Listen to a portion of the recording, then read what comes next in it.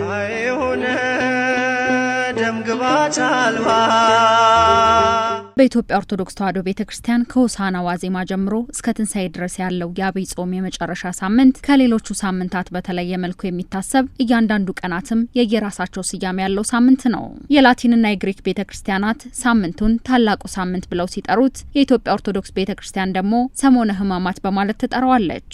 በዚህ ሳምንት ኢየሱስ ክርስቶስ ለሰው ልጆች የከፈለውን መከራና 5500 ዘመን የነበረውን የጨለማ ዘመን በማሰብ በአርምሞ በስግደት በጸሎት የሚታሰብበት መሆኑን ከኤንቢሲ ኢትዮጵያ ጋር ቆይታ ያደረጉት በኢትዮጵያ ኦርቶዶክስ ተዋሕዶ ቤተክርስቲያን መምህር የሆኑት መጋቢ ምስጢር ምስጋናው ሰጠ ገልጸዋል።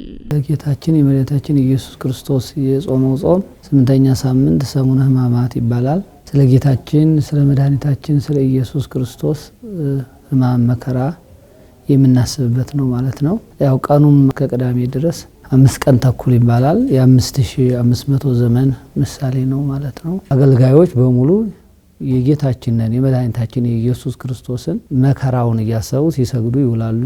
ልብሳቸውንም በዚህ በአምስቱ በሕማማት የሚለበስ ጥቁር ልብሶች ናቸው። ምን ማለት ነው? ከ5500 ዘመን በፊት የነበረውን የጨለማ ዘመን ለማሰብ ጥቁር ለብሰው ካህናቱ ሊቃውንቱ ይሰግዳሉ ማለት ነው። የሰሞነ ሕማማት የመጀመሪያዋ ቀን ሰኞ አጽንዖተ ቤተ መቅደስ ተብላ ትጠራለች። በዕለቱም ኢየሱስ ክርስቶስ ወደ ቤተ ክርስቲያን ሲያቀና ቤተ መቅደሱ የንግድ ቤት ሆኖ ሲመለከት ቤተ መቅደሴን የወንበዴዎች ዋሻ አደረጋችሁት ብሎ እንደገሰጻቸው ይህም ታሪክ የሚሰበክበት መሆኑን ያነጋገርናቸው ሃይማኖት አባት ይገልጻሉ። ሰኞ አንጽሖተ ቤተ መቅደስ ወይም ደግሞ ርግመተ በለስ ተብሎ ይተረጎማል። በቤተ ክርስቲያን በቤተ መቅደስ የሚሸጡ የሚለውጡትን ቤቴ ጸሎት ቤት ነው፣ እናንተ ግን የመሸጫ የመለወጫ ቤት አደረጋችሁት ብሎ በቤተ መቅደስ ውስጥ የሚሸጡትን የሚለውጡትን ያባረረበት ነው። አንጽሖተ ቤተ መቅደስ ይባላል። በሁለተኛ ደረጃ ሰኞ በሰሞነ ሕማማት ሳምንት እስከ ሐሙስ ማለትም እስከ ጸሎተ ሐሙስ ድረስ የቅዳሴ ስነ ስርዓት የማይደረግ ሲሆን በየሰዓታቱ ኪርያላይሶን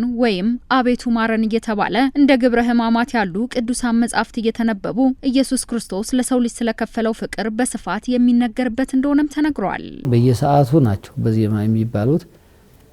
የጧት 12 ሰዓት አለ፣ የ3 ሰዓት አለ፣ የ6 ሰዓት አለ፣ የ9 ሰዓት አለ፣ የ12 ሰዓት አለ። እዚህ ሊቃውንቱ ተገኝተው ከቅዱስ ያሬድ ድርሰት ለወንጌሎቹ በነቢያት የተነገረ በሐዋርያት የተባለ የተሰበከውን ሊቃውንቱ ከቅዱስ ያሬድ ዜማ ይዘምራሉ ማለት ነው። ኪርያላይሶን ማለት አቤቱ ማረን ማለት ነው። በዚህ ውስጥ ብዙ አሉ። የሚያወሩትም ስለ ጌታችን ስለ መድኃኒታችን ስለ ኢየሱስ ክርስቶስ ስለ ከፈለው ዋጋ መከራ፣ ስለ ፍቅር የተከፈለ ዋጋ።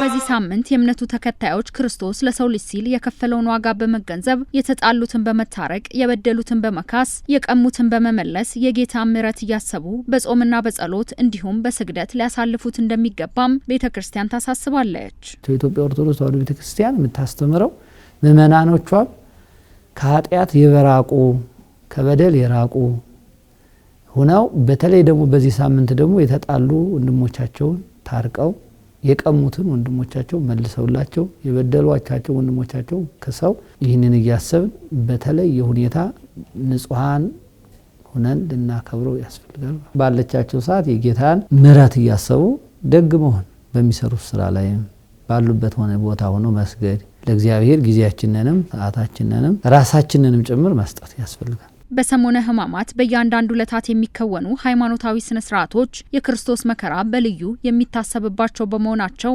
ከሳምንቱ በረከት ለማግኘት በስግደትና በጸሎት እንዲሁም በአርምሞ ማሳለፍ እንደሚገባ ያነጋገርናቸው ሃይማኖት አባት መልእክታቸው ነው።